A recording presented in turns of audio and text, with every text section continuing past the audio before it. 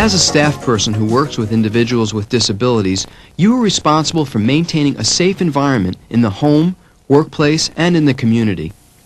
Maintaining a safe environment begins with an understanding of why accidents occur and how they can be avoided. At least 85% of accidents occur because of unsafe acts such as poor driving or improper lifting and bending.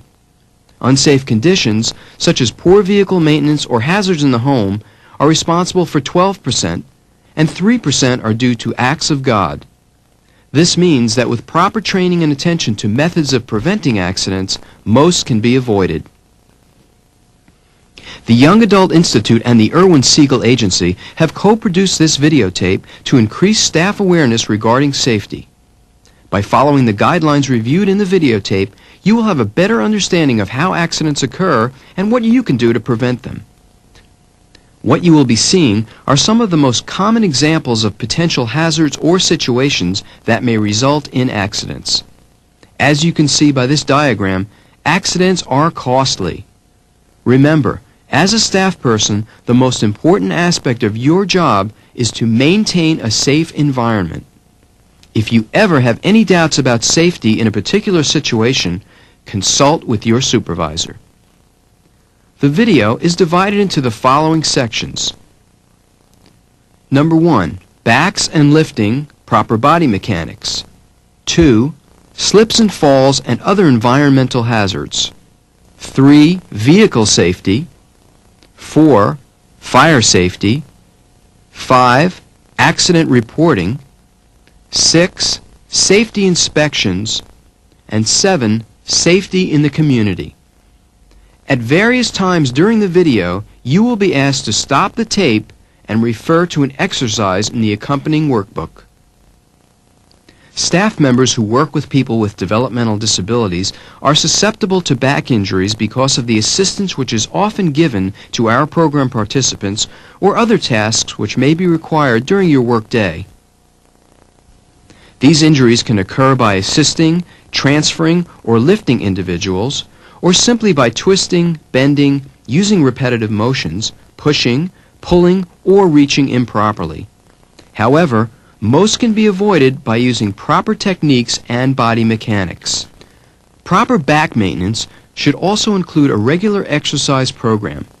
Individuals should consult with their doctor to determine the exercise program that is most appropriate. Before engaging in any of the previously mentioned activities, you should always first assess the situation to determine how and if the task can be done safely. Make sure you are prepared physically and mentally. Make sure you position yourself properly and use proper techniques. Lifting is the most common cause of back injury.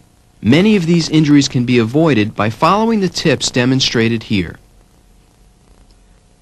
Remember, before attempting to lift anything, you should first determine if you will be able to lift the weight alone. If it is too heavy, don't lift it. Get help. Always make sure that you have a firm footing and that your feet are spread apart approximately the width of your shoulders. Next, bend your knees not at your waist. Tighten your stomach muscles as they help support your back. Keep the weight close to your body with your back straight and lift with your legs, not your back. Avoid twisting as you lift. This is how it would look if the person lifted incorrectly. Notice how he lifts with his arms and back, not his legs. Does not bend his knees properly or keep the weight close to his body. To avoid back injuries when bending and twisting, bend your knees and hips, not your back. If you lean forward, move your whole body, not just your arms. If you need to twist, be sure to kneel down on one knee. Position yourself so that you have the best possible leverage. Use your arms and legs to do the work, and turn your whole body, not just your back. Reaching is another common cause of back injury, especially if you try to reach too far or lift too much weight. To avoid injury, reach only as high or as far as is comfortable without stretching. If necessary, stand on a stool or other stable object. Before attempting to move an object you are reaching for, determine its weight by pushing up on one corner. Use your arms and legs to do the work rather than your back, and be sure to tighten your stomach muscles. Pushing or pulling large or heavy objects also can create back stress if done improperly. If possible, push rather than pull, as you can push twice as much as you can pull without straining. Remember to stay close to the object you are pushing or pulling, and don't lean forward. Also remember to use both arms and tighten your stomach muscles when pushing. Using repetitive motions also makes your back vulnerable to injury. Remember to keep the load small. Also remember to change positions frequently and rest when necessary. Make sure you stay close to what you are working on to avoid having to reach or lift unnecessarily. If you do have to lift, do so with your arms and legs, not your back, and keep your stomach muscles tight. If it's necessary to turn, do so with your whole body. Transferring an individual from a bed to a wheelchair, wheelchair to a toilet, or vice versa also requires proper use of your back in order to avoid injury. In the following scenes, removal of the program participant's clothing is simulated. In actuality, the staff person would be required to lower the individual's pants. Move your chair over. Always remember to first tell the person what you are going to do. Before transferring an individual, make sure that the wheelchair is locked. Good. Take your seatbelt off. Good. Okay, now we need to pull your pants down, all right? I want you to push up on here while I get your pants. There you go. And pull them down to your knees. Okay? Very good. Now come to the edge of your chair, Gina. Pull yourself forward to the edge of your chair. Get your feet on the floor. Put your hand on the chair and slide your bottom forward. That's it. Get your feet down. Get your feet all the way down, Gina. Now I want this hand over here. And I want this hand over here. Get your feet down flat. Ready? Support the person's knees between your legs, and with the person's help, move them to a standing position while keeping your knees slightly bent. Then, turn and lower the person onto the toilet or chair by bending your knees. If the person needs to hold on to you, make sure it is your waist or shoulders, not your neck. When helping the individual move from the toilet back to the wheelchair, the same principles apply. All right, let me bring the chair up. Get it in the right spot. There we go. Okay. I'm going to lock it up.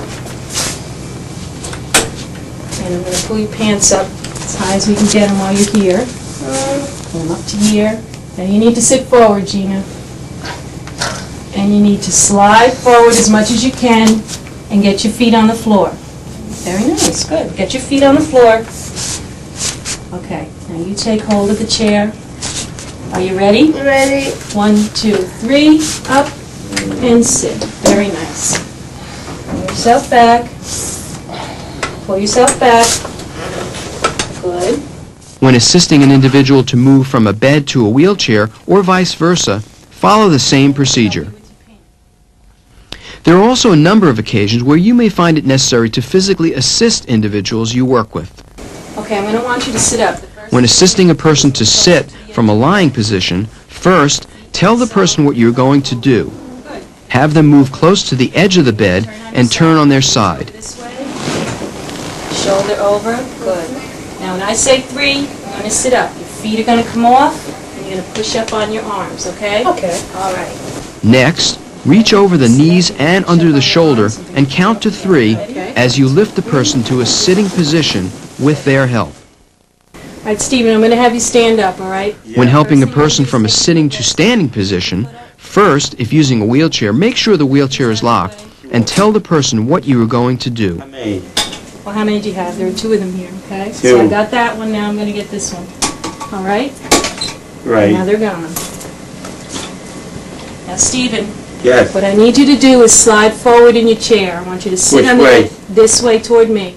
Next, have the person slide to the edge of their chair, feet flat on the floor. Slide forward so you're sitting on the edge. Good. A little bit more. A little bit more. How much? Okay. You got to get your feet flat on the floor. Are they flat? Yeah. Are you ready to stand up? Yeah. Put your arms under the person's arms and have the person push up on the chair as you count to 3 and lift. All the way up. Ready? Put your hand on the wheelchair because you need to push. And you need to push, okay? 1, 2, 3. Stand up. Remember to bend at your knees and hips and support the person with your knees. Hold onto my arms. If the person needs additional support, have him hold on to your shoulders, not your neck. Watch now as the therapist assists the person from a standing to sitting position. Stephen, put your hand back on my elbow. I want you to sit down, okay? First, you need to take a step back so you're closer to the chair. Step back. Take a step, Steve, until you feel the chair behind your legs. Tell me when you feel it. Step back, Stephen. Do you feel the chair? Stephen? I hope so. You hope so? Okay. Then reach back with your hand. Put your hand on the chair. You got it? You got it? I hope so. Okay, now you're going to sit down. Nice and easy. Nice job. Very good. Caution. To avoid back injuries, it is recommended that you do not attempt to lift a program participant off the ground, especially if they are exhibiting challenging behaviors, unless it is an emergency situation such as a fire. Sometimes you may find it necessary to assist an individual to go up or down stairs. Watch this next scene and see if you can tell what the staff person is doing incorrectly when assisting this program participant. That's it. Good. Step. Good holding onto the bar. Step. Very good. Stop the tape. What did you find that was incorrect?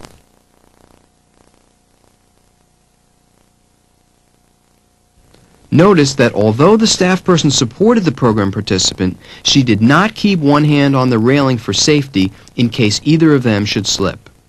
If you need both hands to assist a person on stairs and can't hold the railing, then you should use an elevator. To correctly assist someone going downstairs, you should support the person with one hand while keeping the other on the railing. Good. Feel the step with your foot.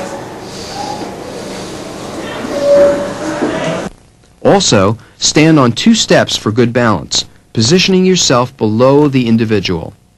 Okay. When going up, support the person by holding their belt, hold on to the railing with one hand, and stand on 2 steps for good balance, again positioned below the individual.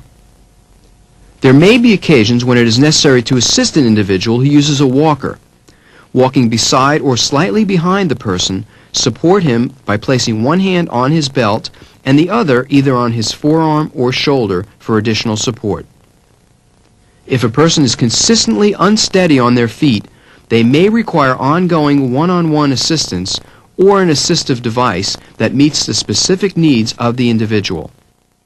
Stop the tape and refer to the corresponding exercise in your workbook.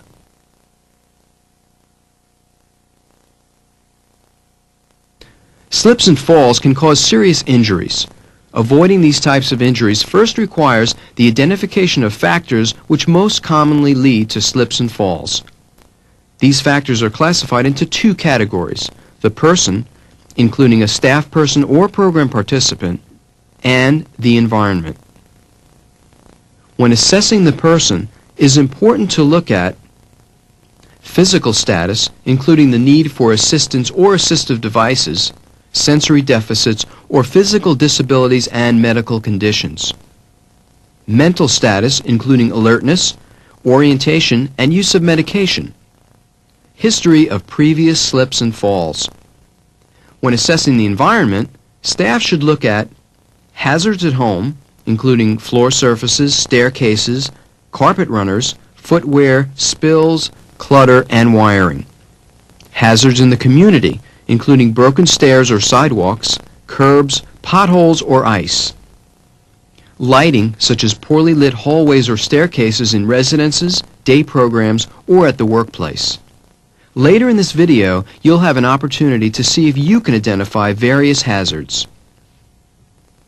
After being able to identify those factors which may lead to slips and falls, staff must always follow procedures for preventing them from occurring.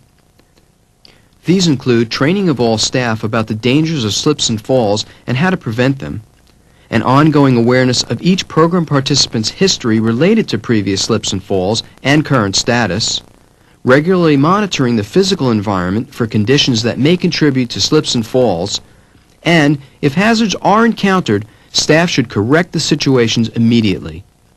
Notice how the staff person handled this next situation. Connie, we need you to help unload the van. Come on, Connie, they're home. Connie, come on. Connie? Okay, be right there. All right.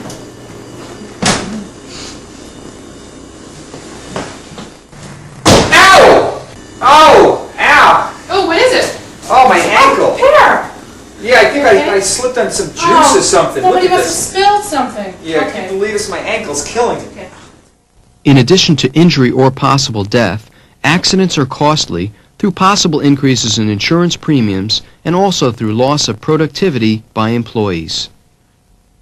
When slips and falls occur, incident reports should be completed indicating who, what, where, why, and when the incidents occurred and what corrective actions were taken to prevent future occurrences. This incident report does look complete. Thank you both for coming to fill it out and having it completely done.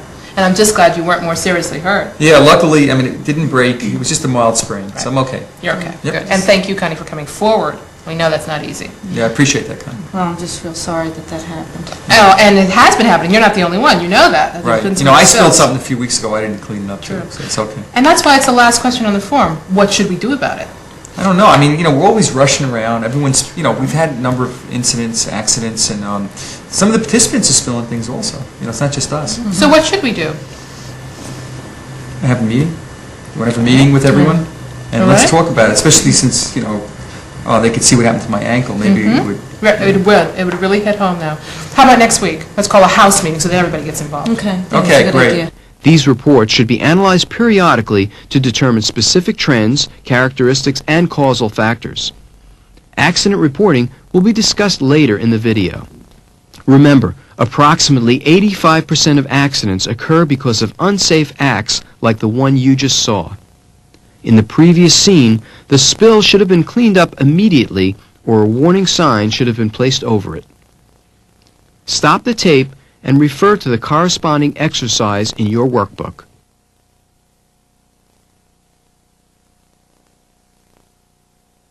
In the field of developmental disabilities, aside from workers' compensation, almost 80% of insurance claims in provider programs are vehicle-related and are a result of unsafe acts such as improper backing up, speeding, improper negotiating at intersections, or unsafe conditions such as adverse weather or poor vehicle maintenance. Staff should always recognize that when driving a van, they are responsible for transporting many people and operating a vehicle that is much heavier and larger than they may be accustomed to. To help assure that vehicles are operated safely, this section will address conducting a pre-trip mental inventory, conducting a pre-trip inspection, techniques for assisting passengers, defensive driving techniques, and emergency plans. Whether you are driving a station wagon or van, accident prevention can be accomplished in several ways. Also, the attitude of the driver influences behavior behind the wheel. Watch the following scene and see if you can determine what might be unsafe. Hurry up! Come on! Come on, we gotta get to the store, quick! Let's go, quick! Come on! Come on, quick! Move it! Let's go! Hurry up! Let's go! Come on! To the store! Move it! Come on, come on! Let's go real fast! Get up! Come on, get up there! Let's go! This store is not shutting. Perry, can I speak to you? What is it, Errol? Are you sure you're okay to drive? I'm fine, I'm fine. I'll drive for you. No, it's been one of those days. Look, I appreciate it. Let me go. All right, guys, we're gonna go to the store, buckle in, okay? Let's go. You guys all buckled in? Let's get started. What's the matter with this van? There we go. All right, let's go, guys. Stop the tape and discuss what you noticed, focusing on what the driver should have done to create a safe driving situation.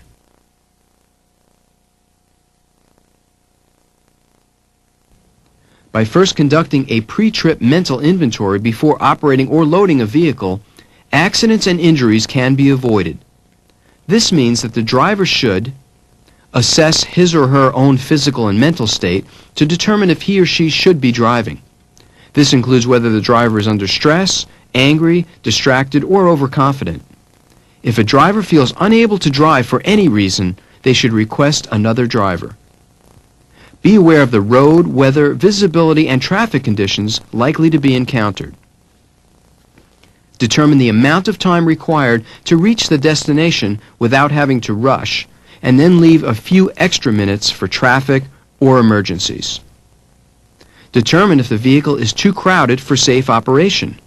There should be no more passengers than certified capacity, or if the vehicle has seat belts or wheelchair tie-downs, make sure that each person is properly buckled up.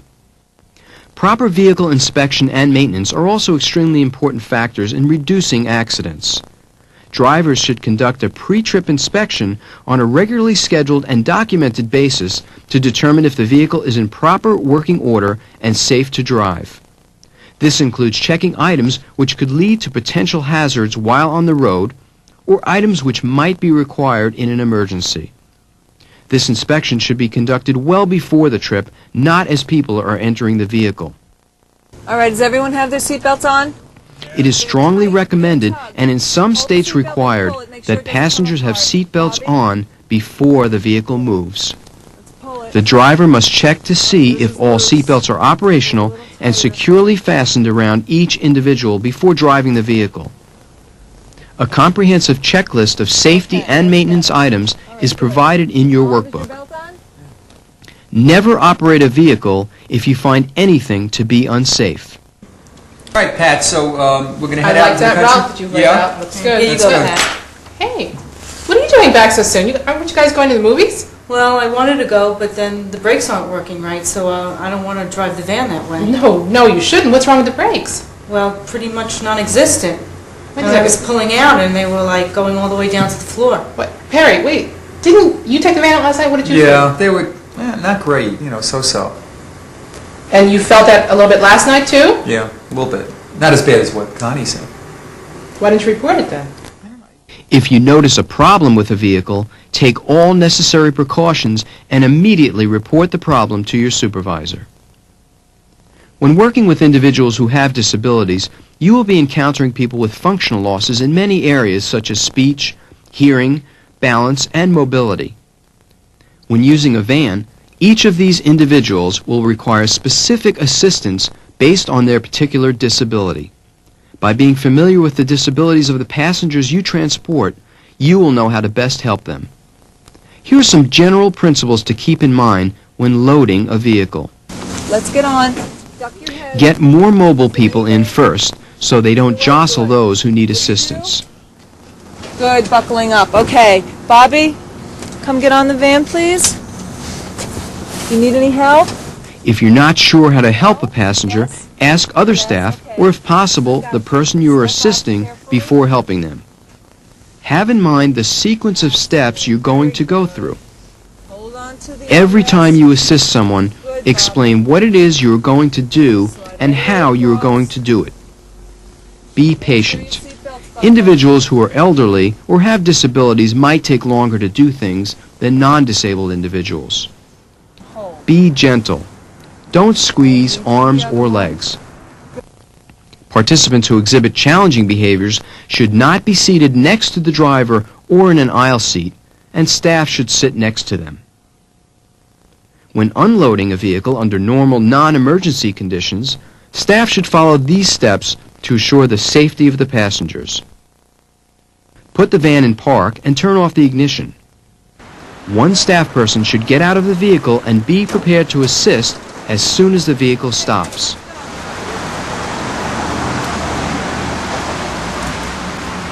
Mobile people should get off the van first to avoid their pushing those who need assistance.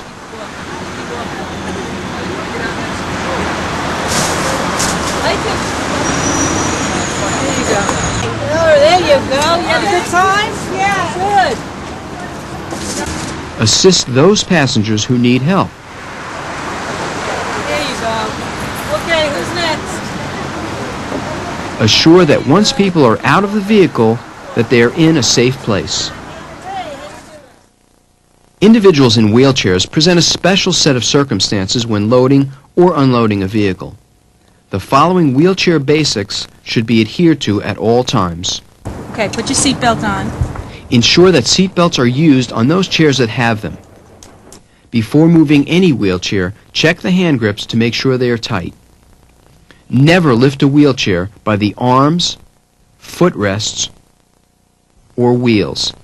As most wheelchairs have detachable arms and footrests, these could release, causing the chair to fall. If you lift the chair by the rear wheels, the center of gravity and passenger may cause the chair to rotate forwards or backwards, ejecting the passenger from the chair. People in wheelchairs should never be left unattended, and brakes should always be locked when the chair is stationary. Never stand on a lift with a program participant when the lift is in motion. Wheelchairs must be locked into place, tied down, and trays removed before the vehicle moves.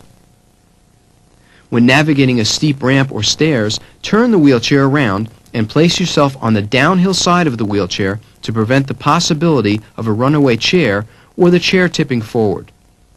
When going down a ramp, be sure to first turn the wheelchair so that you are on the downhill side. When approaching curbs, always do so at a right angle to avoid tipping the chair. Stop the tape and review wheelchair basics in your workbook.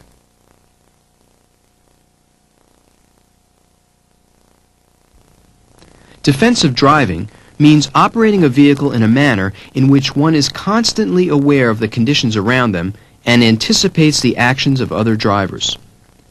Most accidents are preventable by using defensive driving skills. A preventable accident is one in which the driver failed to do everything reasonable to prevent it. Knowing this, it is the vehicle operator's responsibility to ensure that he or she is aware of potential adverse conditions before operating the vehicle. One example of a preventable accident is improper backing. In this situation, the driver should have first gotten out of the vehicle and walked around it before backing up, rather than just relying on the rear-view mirrors. Accidents at intersections are a common preventable accident. As most accidents happen at intersections, it is essential that you proceed cautiously and look both ways, even if you have the right-of-way or the other person has a stop sign. Passing accidents or sideswiping occur when a driver attempts to pass a moving or stationary vehicle without leaving enough space between the two vehicles. Mechanical breakdowns can lead to accidents if the driver is not cautious about pulling the vehicle off the road to a safe place, alerting other drivers with emergency warning equipment, or exiting the vehicle. When driving a van, it is especially important to know the height of your vehicle so you can be aware of clearances at tunnels, bridges, and parking garages. Keeping a safe distance from the vehicle in front of you is a good defensive driving technique. Notice that as the driver of our vehicle realizes he is following the vehicle in front too closely, he begins to adjust the distance. But how do you know what a safe distance is? Safe distance can be measured by using the 2-second rule. This means that regardless of speed, there should always be at least 2 seconds of time between your vehicle and the one ahead of you. In this scene, watch as the back of the vehicle entering the right lane passes under the road sign. The front of the vehicle you are in should reach that same point, the road sign, at least 2 seconds later. Watch and count the seconds. If roads are wet or icy, if visibility is restricted, if you are pulling a heavy load or trailer or driving a large vehicle, this time should be increased to more than 2 seconds. In all of the previously mentioned situations, the vehicle operator has the ability to act in a manner which will prevent an accident. Refer to your workbook for a chart of preventable accidents. Even though you have followed all of the vehicle safety measures discussed in this section, accidents occur or unexpected situations arise and require a plan for emergencies. For example, the people in this van survived this accident because the staff was trained to follow specific emergency procedures. As agencies operate a variety of vehicles, each should have a written emergency plan specific to that vehicle, which should be reviewed periodically. This plan should include the procedures for safe evacuation, the location of the fire extinguisher, the location of a fully stocked first aid kit, pertinent medical information for passengers, the location and operation of emergency equipment, which might include seatbelt cutters, triangles, tools, a fire blanket, and a two-way communication device if possible. Stop the tape and refer to the corresponding exercise in your workbook.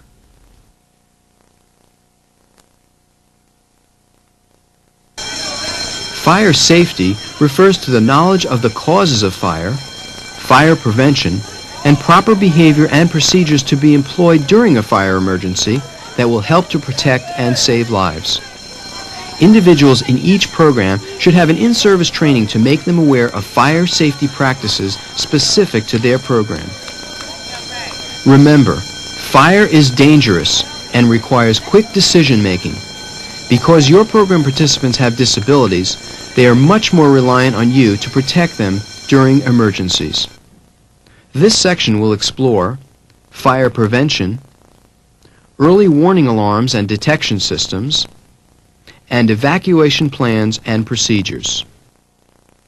Preventing fires from occurring requires an understanding of the common factors that result in fire, as well as being alert for potential hazards and correcting them.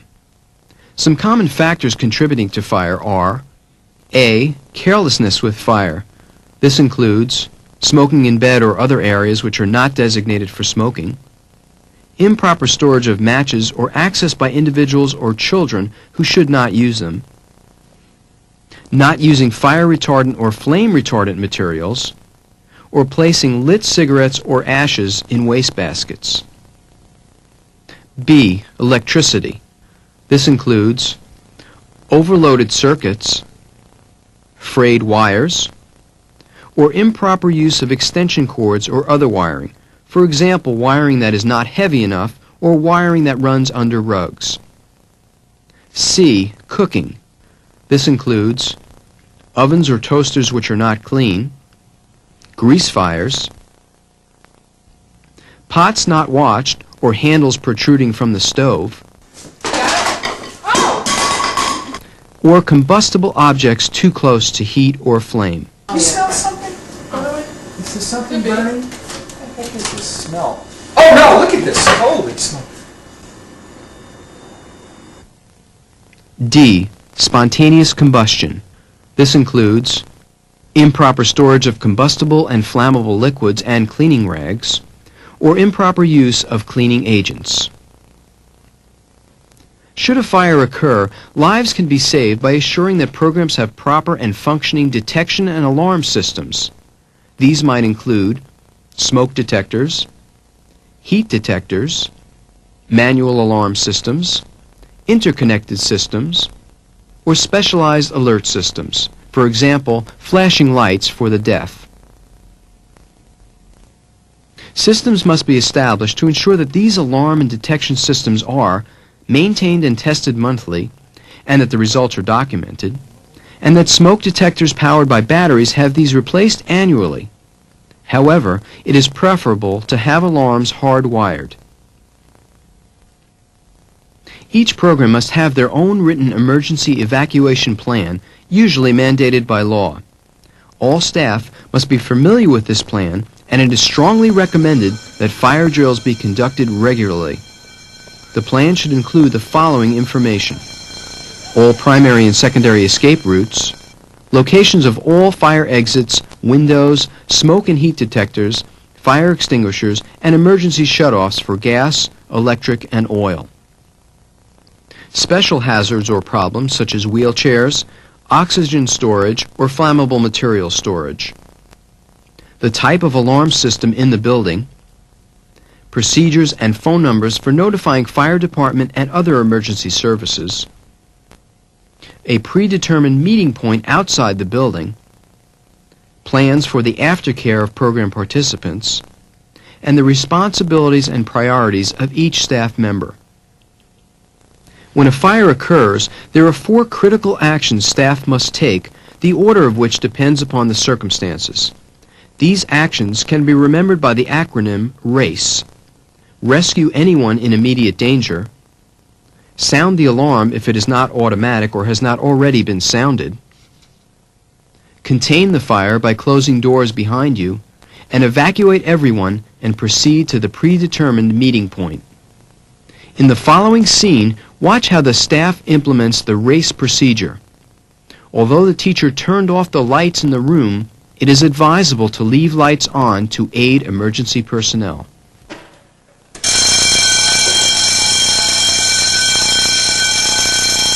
Oh, that's a fire alarm. Is everybody here? Yeah. I'll get them. Let's go downstairs. Let's go.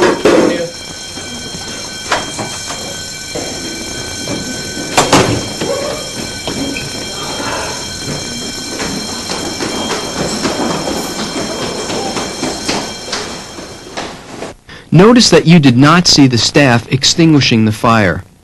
The first priority of staff is to protect the lives of all individuals. Whether to attempt to extinguish the fire is a decision which should be based on the amount of risk to yourself and others. Remember, people before property. If it is safe to attempt to extinguish the fire, the following procedure should be used when operating a fire extinguisher. 1. Pull the pin. 2. Aim at the base of the fire. 3. Squeeze the handle. And 4. Sweep from side to side at the base of the fire. An easy way to remember this is by the acronym PASS.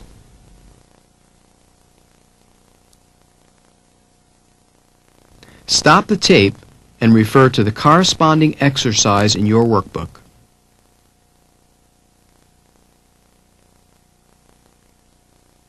Combined with regular safety inspections, accurate and timely accident reporting can help to prevent future accidents and injuries from reoccurring.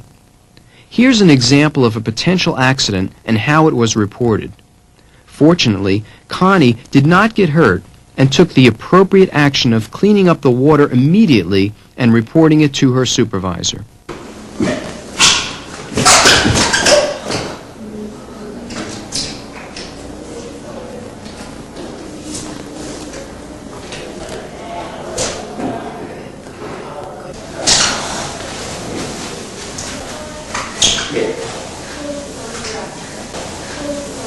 The reason that I asked to see you again is that we had someone else fall in the same place that you did a week ago. So I pulled out the report that you had filed, and I wanted to go through it with you again. Okay. Where is it exactly that the water was on the floor? Right on the top of the stairs in the stairwell. Did you see where it was coming from? Well, the mop bucket was there, so I think that's where it came from, because it was right next to the mop bucket. Did you look at all at the walls or the ceiling to see if there was any other place that it could have come besides that bucket? No, I didn't. Well, in Kathy's report, she fell dead in the exact same spot yesterday. She said she saw water leaking from the ceiling.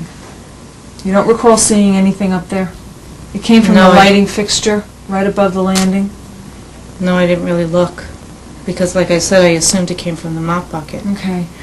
Whenever anything like that happens, it's really important to look at the entire area and try to see whether or not that is the only place it could have come, or whether there were other places that the water might have been coming from. In this case, had we have known that the leak came from the ceiling, I might have been able to do something about it. Okay. It's just very important that when you look at it, don't assume that the most obvious answer is the correct one. Okay. You want to look a little further, because I don't want any more injuries. Right. For you or anyone else. Okay. All right? All right. Thanks. Accidents should be reported immediately, and the report should include the following information. How did the accident happen? Where did it happen? What conditions, equipment, or materials were involved? Who was injured? When did it occur? Why did it occur? And what immediate actions were taken to correct the problem and if required, assist the individual who was hurt. After accidents are reported, they should be investigated for the following reasons: to determine potential causal factors, to develop recommendations for corrective or preventative actions, to help in the development of staff training, which can assist staff to become more safety conscious, to assure that program participants and staff have received proper treatment when there was an accident or injury, and to inform other agency departments, insurance carriers, and regulatory agencies as required. Remember, fact-finding, not fault-finding. Immediate and accurate accident reporting equals future accident prevention. Stop the tape and refer to the corresponding exercise in your workbook.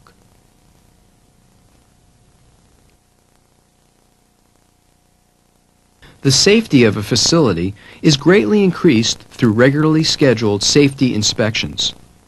The goal of these inspections is to detect unsafe acts or conditions that may be overlooked during the daily operations of the programs by reviewing the facility itself as well as procedures, equipment, and records. Staff members can then report their findings back to a safety committee for review and recommendations for corrective action. To help you become familiar with how to conduct a safety inspection, we're going to take you on a tour of a variety of areas and rooms in a home and day program. Remember, in determining the risks and the degree of safety efforts needed to control losses, staff need to fully understand the ability levels and behaviors of the participants in the program, the activities involved in the various programs, the program environment, and the physical plant. Now we're going to give you a short quiz to see how good you are at identifying potential hazards. After each scene, you will be asked to write down the safety hazard or hazards you've noticed. What potential hazards did you see in this bathroom?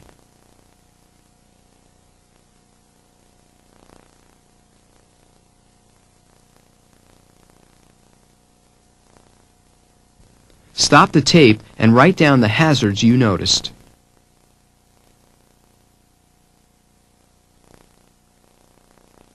Here's some hazards you may have noticed. A towel resting on the heater is a potential fire hazard. A slippery or bunched up floor mat can lead to a fall. Towels should not be placed on a handrail as the towel can slip and lead to a fall. Electrical appliances should not be placed near water as they can lead to shock or electrocution. Chemicals should not be left out because they can be ingested or cause burns. Did you notice any other hazards? What potential hazards do you see in this kitchen?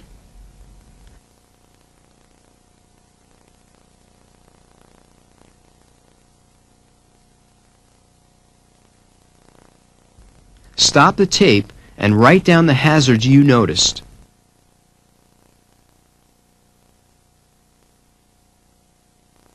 Let's take a look at some of the hazards you might have noticed. As we saw in the bathroom, electrical appliances should not be placed near water. Sharp objects left out and standing up can lead to serious injuries. Combustible objects such as napkins or wooden spoons should never be left near an open flame.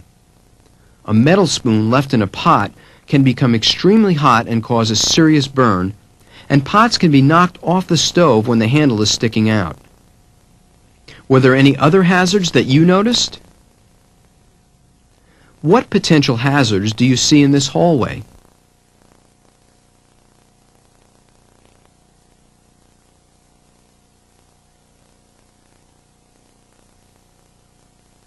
Stop the tape and write down the hazards you noticed.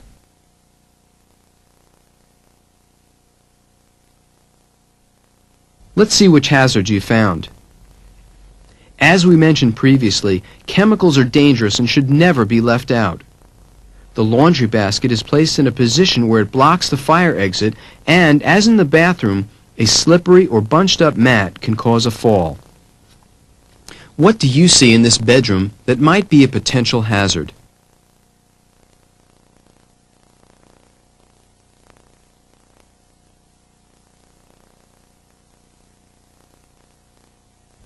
Stop the tape and write down the hazards you noticed.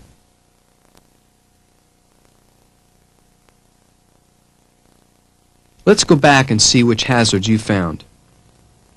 An uncovered light bulb gets extremely hot and can cause burns if touched. Extension cords can be tripped over or cause a fire if overloaded. Wires draped over a drawer can cause the objects they are attached to fall when the drawer is opened. An obstacle placed in a doorway can lead to a fall. Now that you've seen the hazards that may exist, let's go back to the last scene and show you exactly what could happen.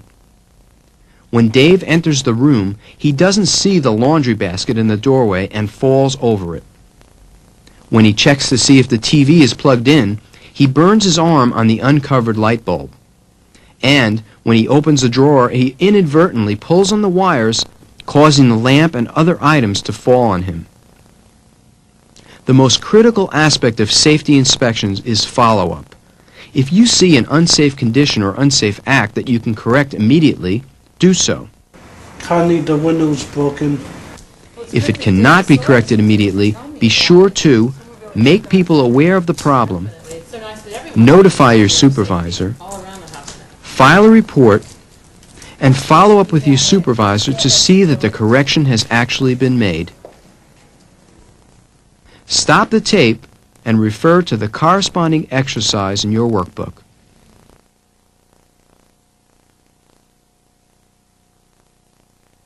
As more and more individuals with disabilities become integrated into all areas of the community, either on their own or with supervision, the potential for accidents or injuries increases. This means that as a staff person, your job in maintaining a safe environment in the community becomes more challenging.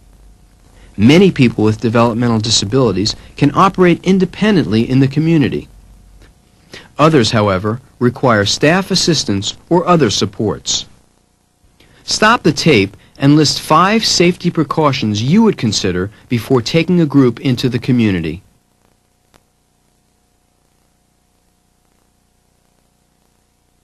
Before going out, staff should mentally prepare for a trip by thinking through the trip and visualizing all aspects. On all trips, long and short, staff should consider the following. 1. Can the person go alone or do they require supervision? Can they cross streets alone, and do they know routes and alternate routes if required? 2. How many staff are required? 3. Whether supervised or unsupervised, are proper IDs available for all program participants should they get lost, and do participants know what to do if they get lost? 4. Are all individuals dressed appropriately based on weather conditions? 5. Do any of the program participants have physical limitations which may require special considerations? On longer trips or outings, staff should also consider these aspects. 6. Is there a first aid kit available and also sunblock if required? 7. Do any individuals require medications while on a trip, and who will administer them? 8. Will proper eating, toileting, and other facilities be available and accessible? 9. Are there other agencies located in the area in which you are traveling that you can call on for assistance in behavioral situations, vehicle maintenance, or other problems? 10.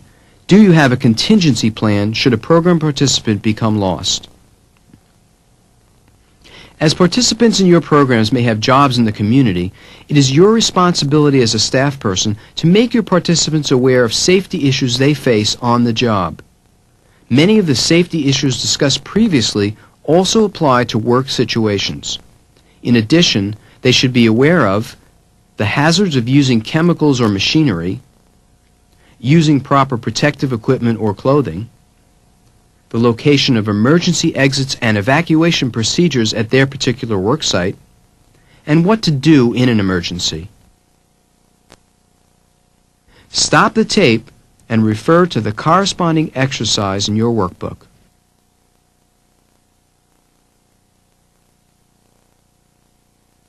This videotape has explored several safety concerns which you are likely to encounter as a staff person working with individuals who have developmental or other disabilities. Following the suggestions presented here can help you to reduce the potential for accidents occurring and resultant injuries while creating more positive, pleasant, and less stressful experiences for you and your program participants at home, work, or in other community settings. For additional information, contact the Irwin Siegel Agency, 25 Lake Louise Marie Road, Rock Hill, New York, 12775, or call 1-800-622-8272. YAI, 460 West 34th Street, New York, New York 10001, or call 212-563-7474. The National Safety Council, 1121 Spring Lake Drive, Itasca, Illinois, 60143.